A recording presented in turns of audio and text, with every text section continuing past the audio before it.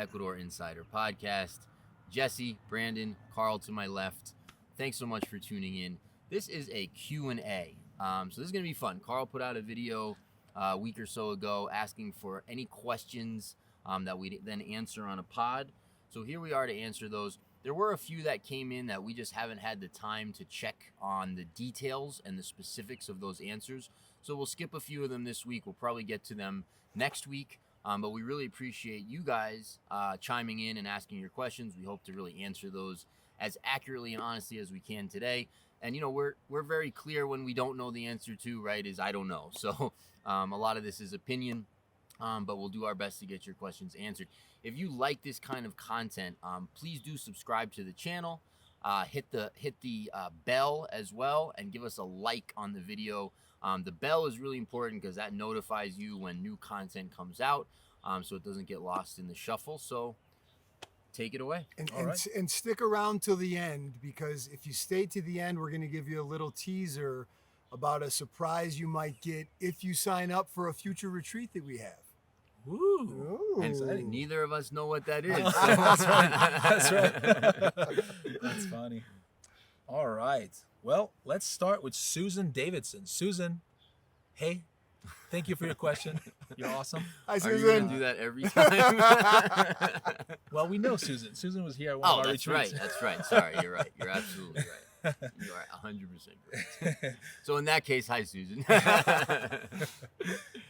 Yeah, Susan asked, what do you like most about living in Vilcabamba? That is a great question. You want to start, Carl? Yeah, I think we've said in the last video, but the community here is probably my favorite thing about living here.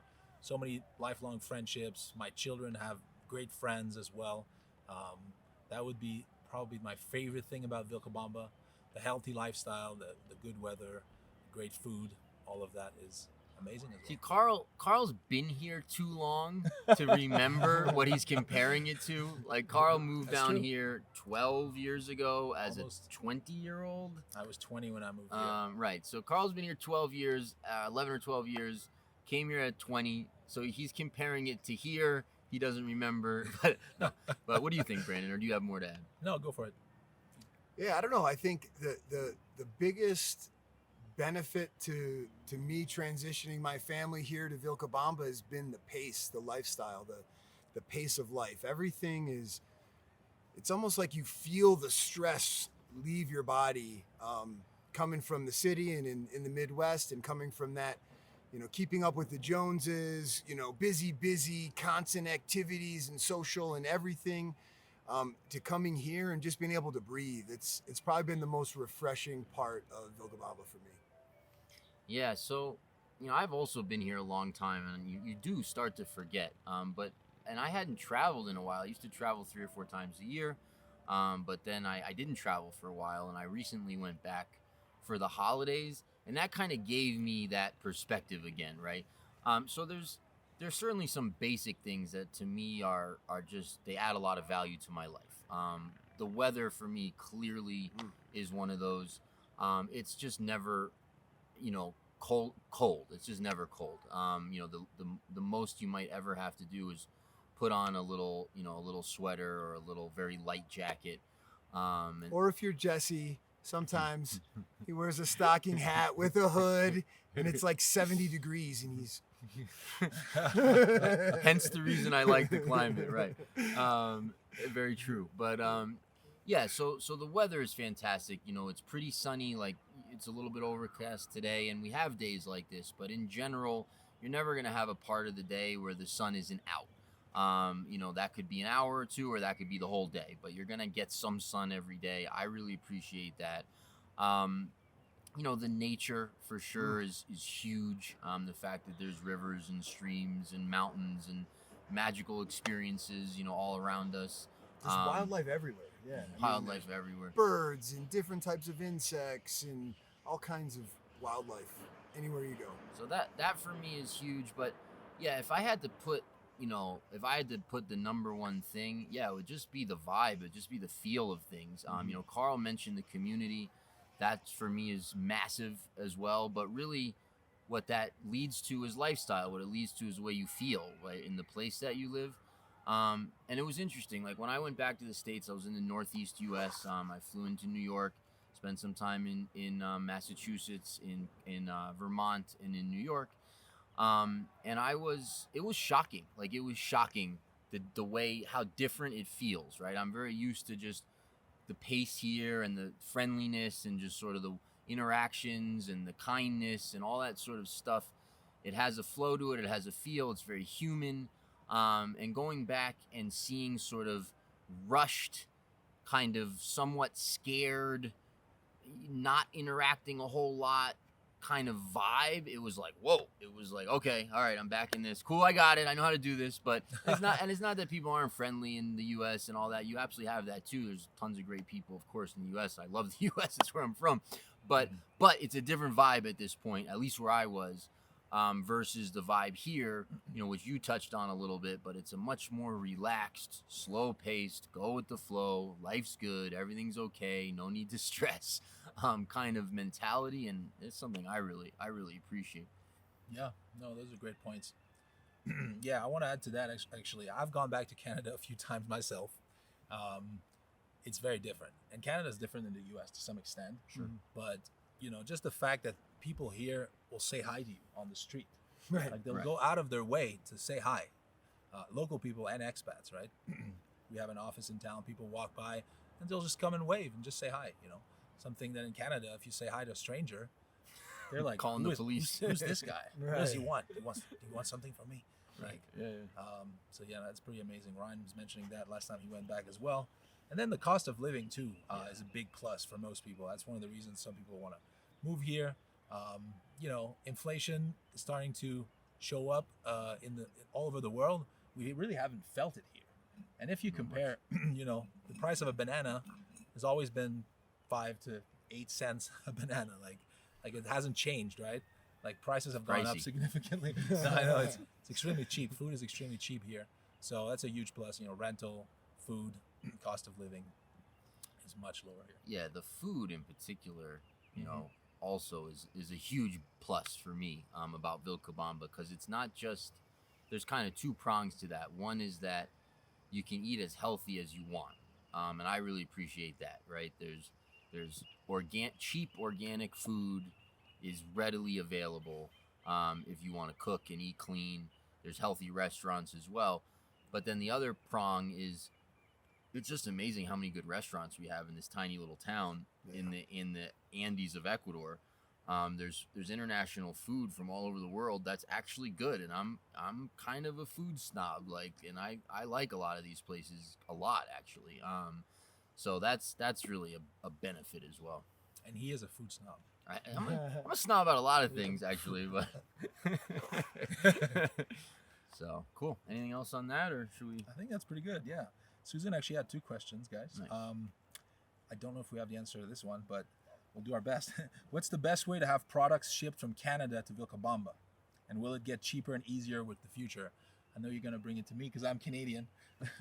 But That was my first thought. from the U.S., you can get stuff shipped here. There's different companies that will bring things for a certain amount per pound. I'm assuming Canada probably has people that offer that, maybe just not as many.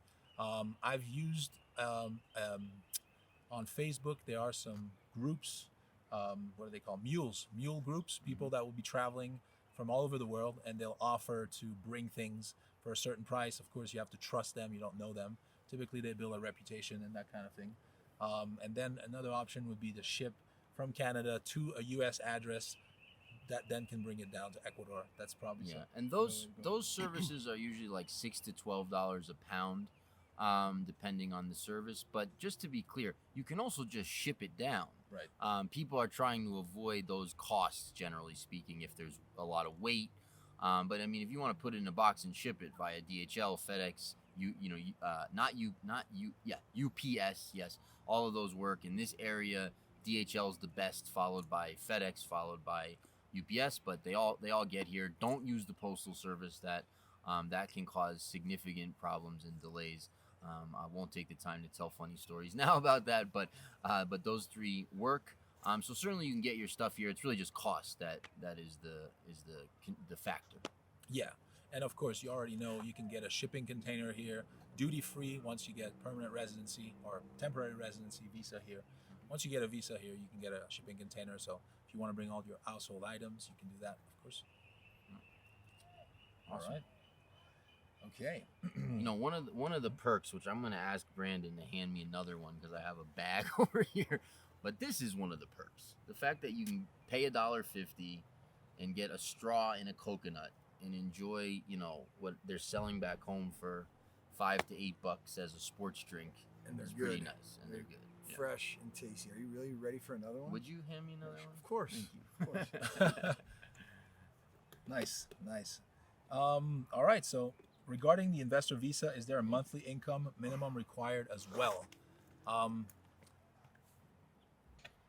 Yeah, I think that was one of the ones we needed to confirm for the investor visa. So we'll put a contact as well in the description who we consider to be the best visa specialist in Ecuador. Joseph, he's been on the channel as well. Those rules change pretty frequently, so we just didn't have the time yet to look into the current income requirements on the investor visa.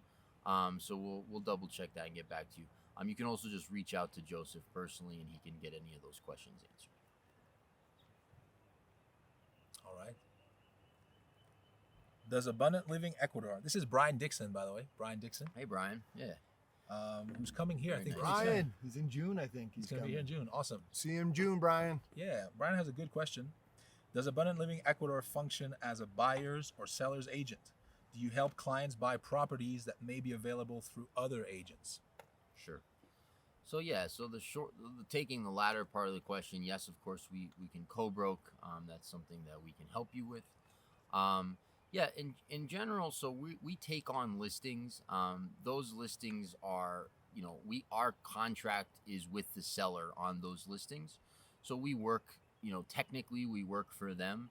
At the end of the day, though, for us, our business is based on buyers, on happy buyers, right? So we are working extremely diligently, both on the due diligence side, through the offer process, the negotiation, etc., to represent the interests of the buyer as we go through the process.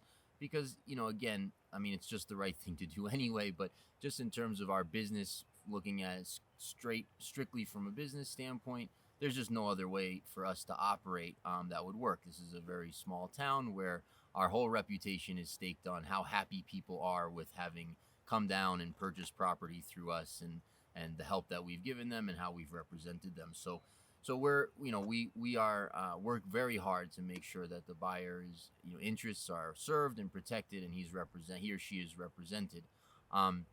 That being said, some people are more comfortable with having sort of one agent on the buy side, one agent on the sell side.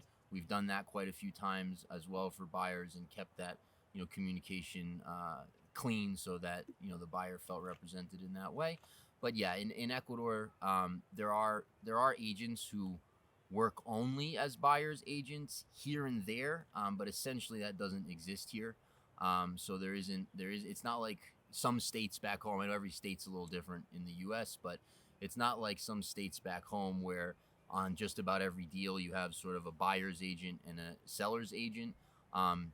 Here, there's almost no such thing as a buyer's agent. So we've remedied that by, again, just protecting the interests of our clients, which is the only thing that matters to us. Is that anyone who's going through those processes with us is coming out of that very clean and very feeling very good about it and very well served. And that gets in all kinds of other topics in terms of the due diligence process and how careful we are in all of that. But that's kind of, yeah.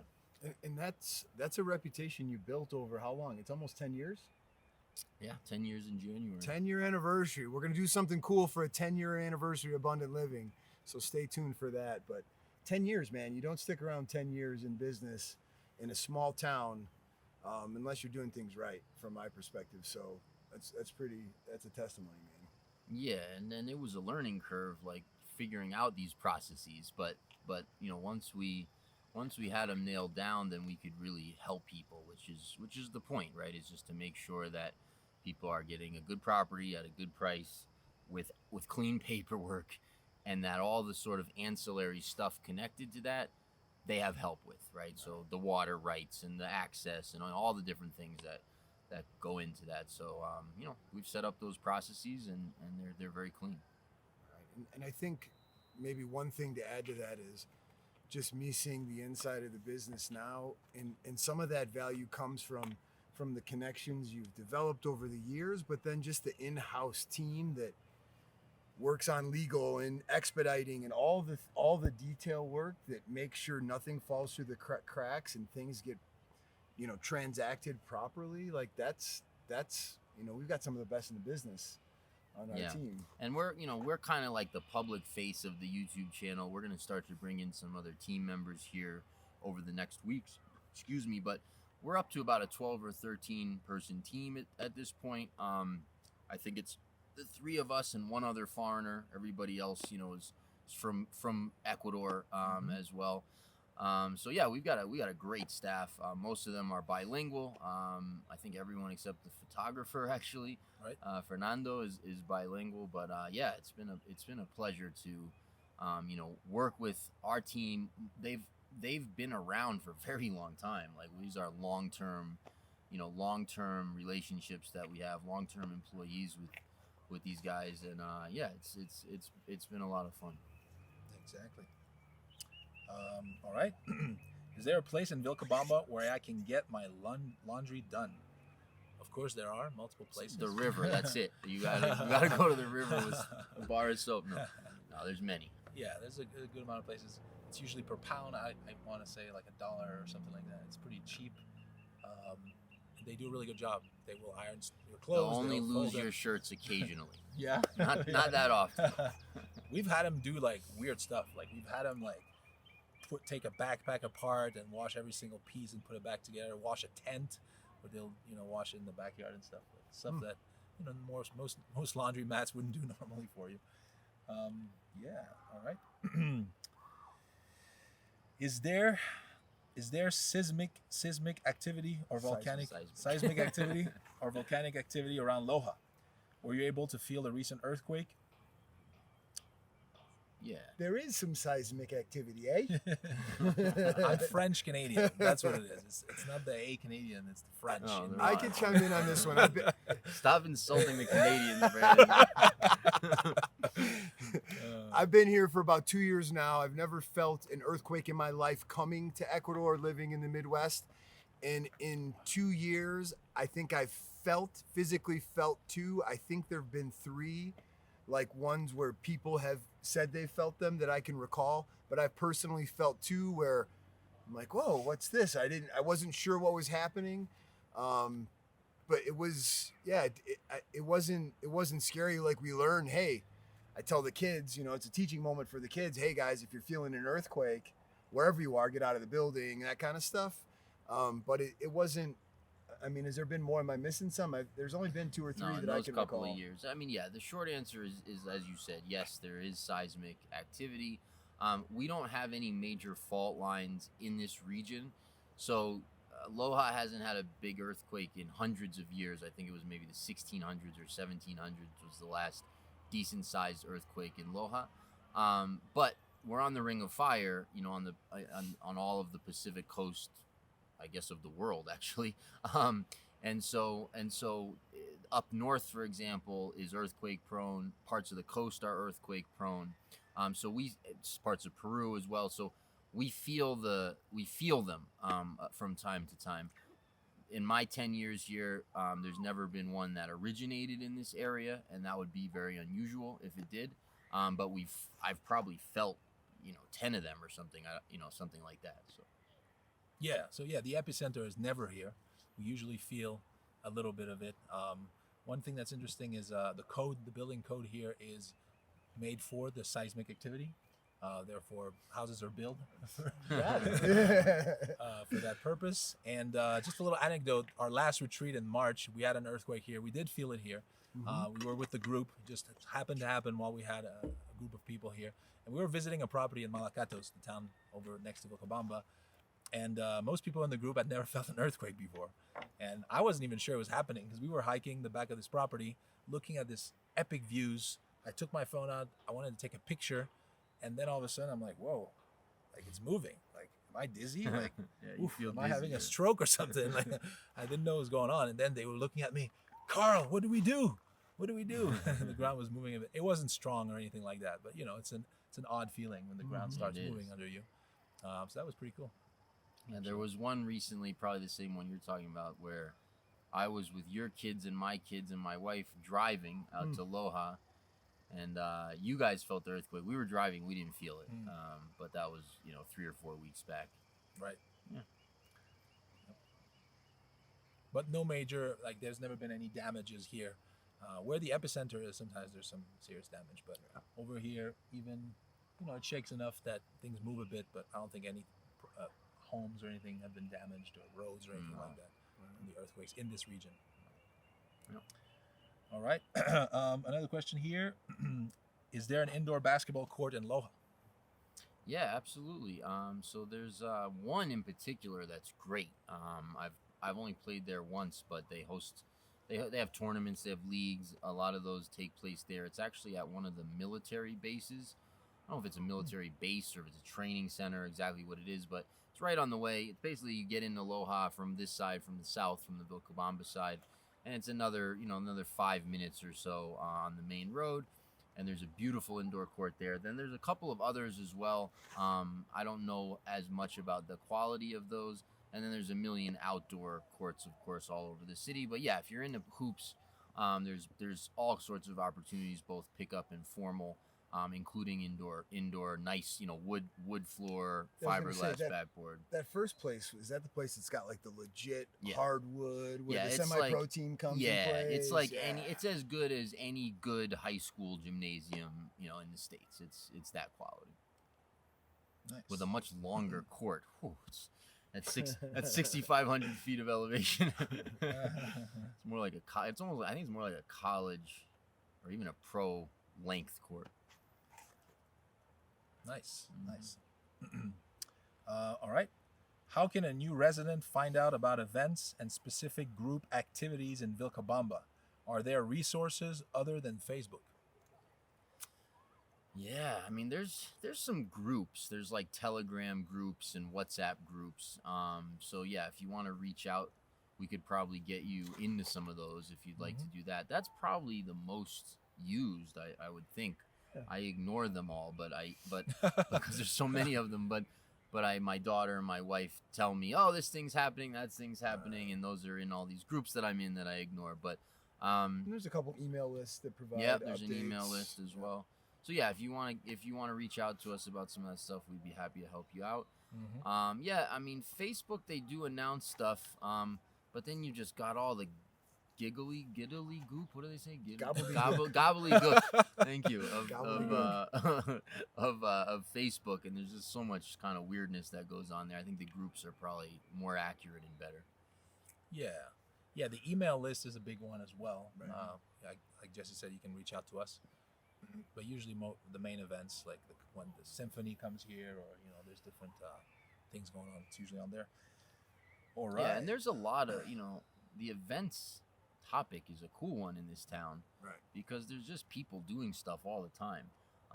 Whether it's yoga or breath work or things like that, or it's a bar is doing a salsa night, or there's musicians that are playing at different places, or you mentioned the orchestra, which happens frequently, and there's theater events, and there's there's dance events, stand up, and there's workshops with like agriculture workshops and hydroponic and aquaponic and different gardening techniques and terracing, and there's lots of cool groups here. Like we probably just mentioned like 5% of all that stuff that's available.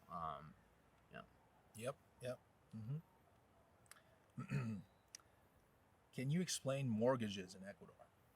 Sure. So as a foreigner, it's hard to get a mortgage. I assume you're a foreigner asking this question. As a foreigner, it's hard to get a mortgage here until you've established a credit history. Usually, like, you have to be here at least a year or two. Now, we have some relationships with banks where maybe perhaps they would drop that requirement.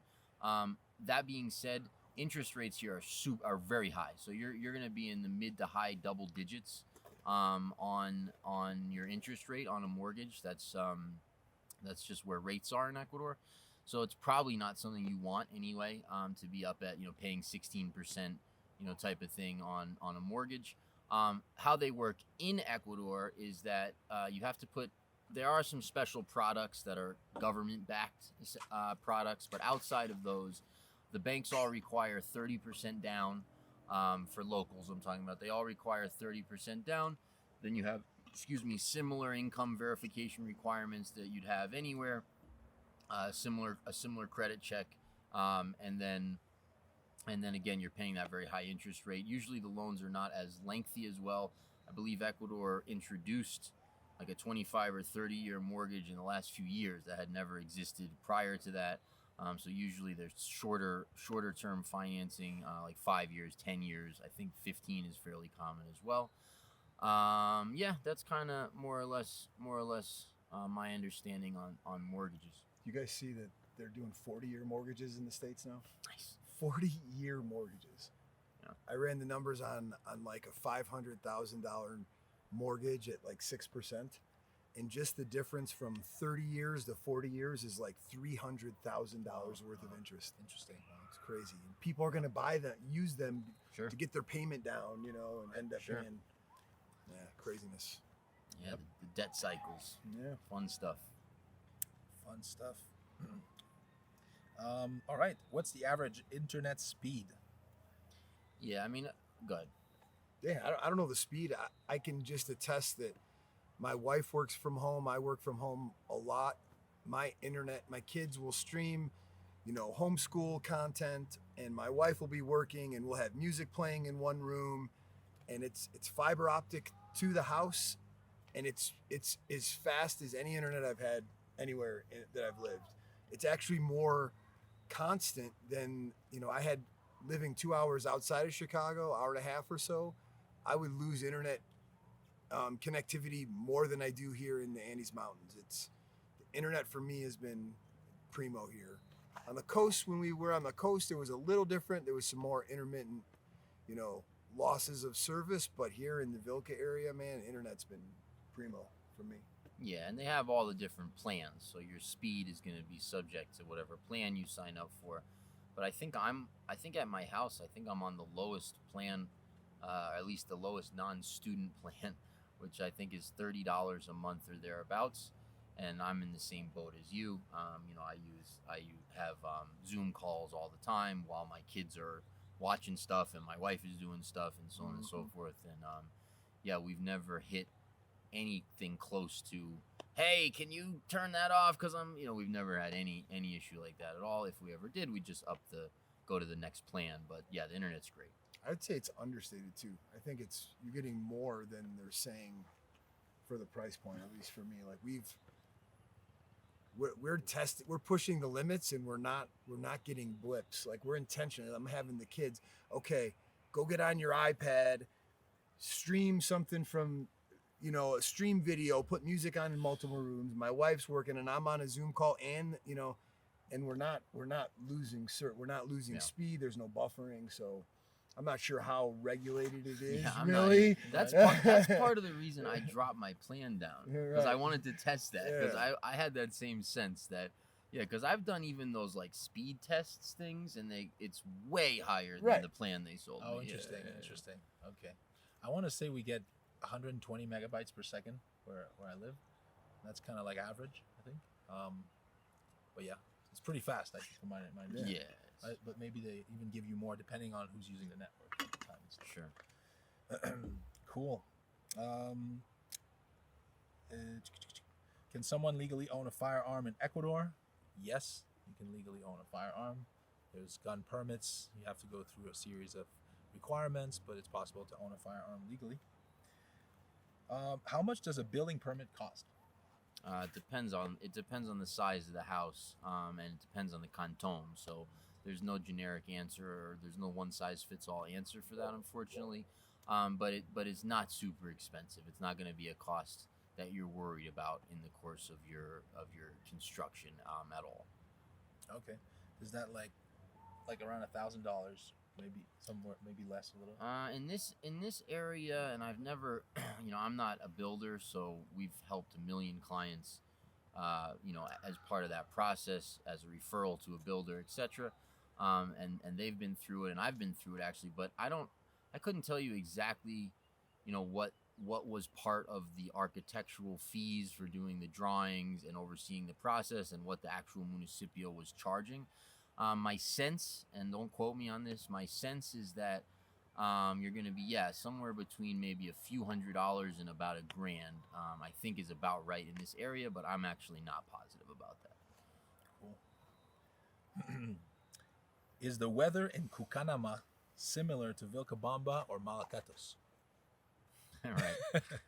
Cucanama it is Vilcabamba, but there are microclimates all over the valley. It's a good question. Malacatos and Vilcabamba weather are almost the same. Like if you've lived here long enough, you'll notice maybe it's half a degree warmer in Malacatos. Maybe it gets 3% less rain, possibly in Malacatos. It's pretty much a negligible difference between Vilcabamba and Malacatos weather. Cucanama is west of town, west of Vilcabamba, and so if you're in Cucanama Alto, you're really close to town. If you're in Cucanama Bajo, you could be 5 minutes or so from town. The further west you get a little less rain, and you start to dip down in elevation ever so slightly. So again, it could be half a degree warmer in Cucanama Bajo. It's going to rain slightly less than that way, for example, which is east up against Podocarpus, where the weather comes from. But they're only differences you'd notice having lived here for multiple years, type of thing. You wouldn't notice them otherwise. Yeah, I live in Cucanama Bajo, about 5-7 minutes from town. I would say the only difference I notice is it will sometimes be raining here, and it won't be raining there because the weather comes out of the Podocarpus National Forest. Cucanama is a little further west. Another thing that's worth pointing out with the microclimates is that you have like the Vilcabamba Valley, and it's sort of a certain temperature, but then you could be in Vilcabamba and just go up into the mountains and be at the top of Mandango, and you'll see a difference in temperature, maybe a couple degrees. Would you say? Something? Yeah, for sure. I mean, up in like Yasanga, at the top of Yasanga, and I think it's almost 10 degrees cooler at night. Okay. Maybe not always during the day, but as you get the elevation here essentially controls climate almost countrywide. So we're 5,000 feet, like in the valley behind us. Loja's around 6,500 in the valley there, but then you've got mountains all around, as you can see. So you get up to the top of the mountains, it starts to cool down a little bit. All right. The last question from Carlos. Has anyone measured the river water temperature at Piedra Grande or any other nearby locations? It's cold. It's quite cold. It's cold. Yeah. I mean, it's cold for sure, but it's not like you're Canadian speaking. It's freaking cold. It's cold. Freaking cold. That's funny. I'm like a little child, like tiptoeing. I can't get past my knees. Great. It does once you finally get in, but man, I have to nurse it getting in, man. No, see, I just go for it quick. Yeah. That's the strategy. I don't know the temperature, but it's very cold. The warmest river in this area is the one that runs through Kinara. Mm-hmm. It's a little more shallow. I would assume that's why, and it's a little wider, and it runs, I guess, in the sun probably for lengthy periods of time, and is a little bit warmer than some of the other rivers. I don't find that one super difficult to get in. When it's a hot day, none of them are difficult to get in. But it is, the water's cold. I mean, especially like you mentioned, Piedra Grande, which comes out of Podocarpus, but it flows through San Pedro. Also, the one that comes out of Yamborada. Those rivers are frigid for sure. It's refreshing though. It's refreshing. So refreshing. Your skin feels different even coming out of them. It's like I don't know if there's minerals or whatever's in the water, but like your skin feels nice. Yeah, it's like a whole system reset. And you go in the water and you just come out feeling great. I do that all the time. I mean, I remember seeing videos of yours, Carl, from back in the day, of you having a morning bathe in the. I think that was Yamborada, wasn't it? Yeah. I used to ride my bicycle all the way up Yamborada, jump in the river every morning. That was my morning routine. Yeah. Should get back into that. That was good. That's old- good. old Yeah, days. film that too. Yeah. It's a tough climb, actually. I don't know if I can do it. I was a little bit lighter back then. Jesse, you mentioned you went up to the lakes up in Purunuma. Did you get in those lakes? So it wasn't a lake. It was, let's see, I'm not gonna remember the name of the town, but it's via Purunuma. You pass Purunuma, then you make a left instead of going to Gonzanama, and then you go like another hour plus out on that road. So it's ways out there, and it's you're up at like over 9,000 feet in elevation. It's really high. It might be even considerably higher than that. But it was a lagoon, and it was actually kind of cool. So we're checking out this property, which was which was a mistake given how difficult it was to get to. But it was actually, even that part is funny. At this time, I had a very old Toyota Land Cruiser, which for those of you that know those cars, I mean, they're like tanks. Like they have a 4,500 liter or whatever engine. Right. They're 4-wheel drive. They get about a half a mile per gallon, right? And they're absolute beasts. They're tanks. And so I'm on this road that I don't think any other car could have made it on this road. Wow. And then eventually, like, we had to stop and walk because it was just actually impassable at that point.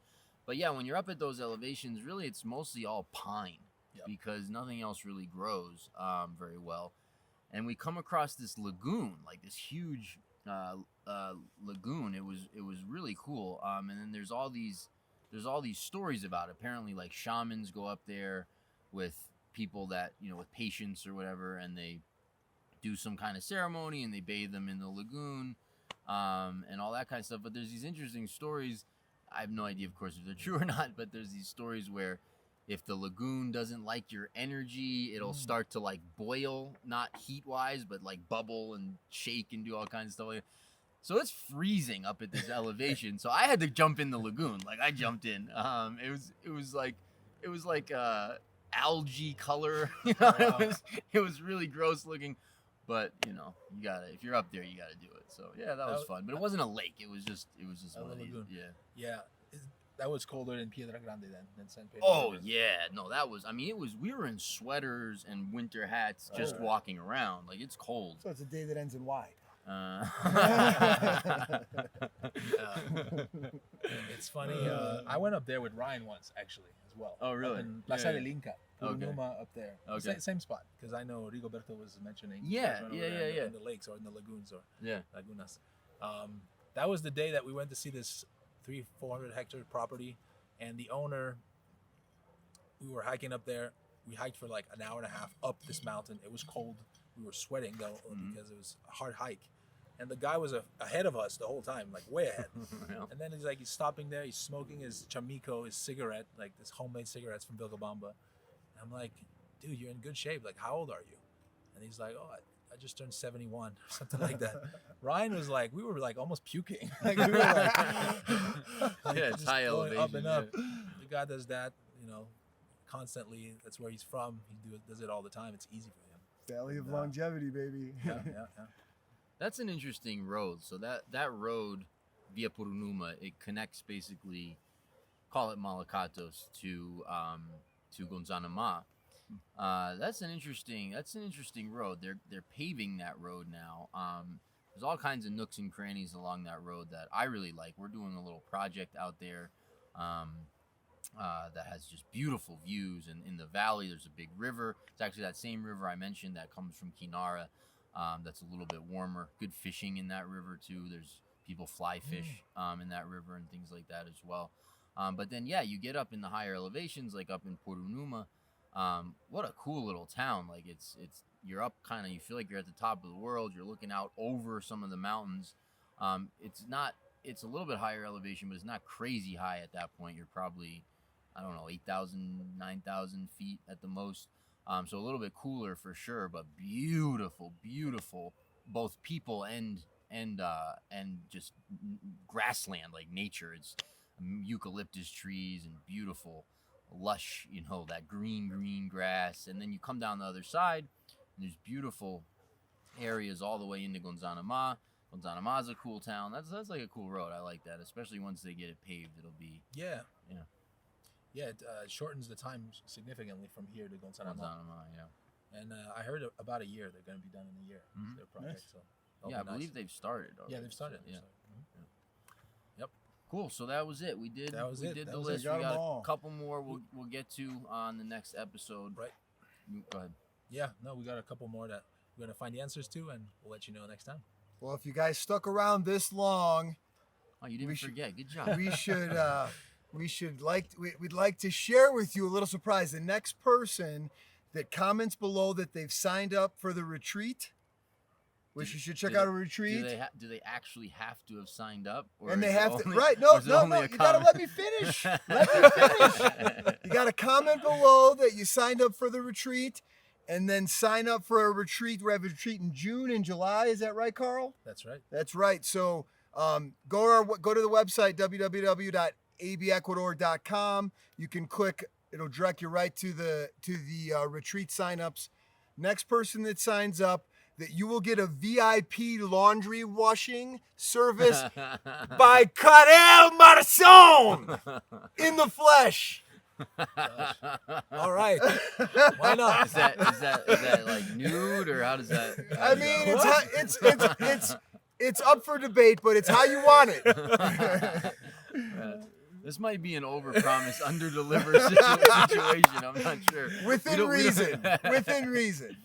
No, absolutely. Well, we should touch on the retreat for a second Yeah. because we're going in now to our fifth and sixth our fifth and sixth retreats, and this is the Vilcabamba lifestyle retreat as we have it branded, and it is a great time. You come down for 9 days, and you really have an action-packed 9 days of the full experience, the full, what I want to say, immersion experience, where you are doing all the restaurants, you're getting all the panels, the Q&As, the expert opinion on everything. You're getting presentations on everything. You're seeing all the areas. You're getting a sense of the real estate market. You're integrating into the community. The list goes on. It's really a good time. We've had a blast hosting them, and the feedback has been overwhelmingly, almost surprisingly positive. I didn't know we could do anything that well, but no, it's really been a blast for us and the participants. And it's all about just providing you guys value. So if that's something you're interested in, if this area is on your bucket list to check out, or if you're considering it in any way, this is really set up for you to come in and get everything you would need to make that decision in those 9 days. Very comfortable lodging and so on and so forth. It really does check all the boxes, from the fundamentals on the things that you need to do and you need to think about and you need to execute when you're moving your life from overseas to Ecuador. We touch on all of that and you get all those contexts, but the most important thing, at least for me, that I've realized is you get a sense of what it's really like living here. You get a feel of what life could be like in Vilcabamba. So you're getting that throughout the retreat. You get a real authentic feel of that, and that becomes almost more valuable than the transactional. These are the must-have foundational things, which you get too, but the real value comes from like getting what life is like, what your lifestyle could be like here in Vilcabamba. So that's been the feedback that I've probably received the most from people, and that I've witnessed myself. So if you guys are interested, we'll put a link down here in the description. So click the link.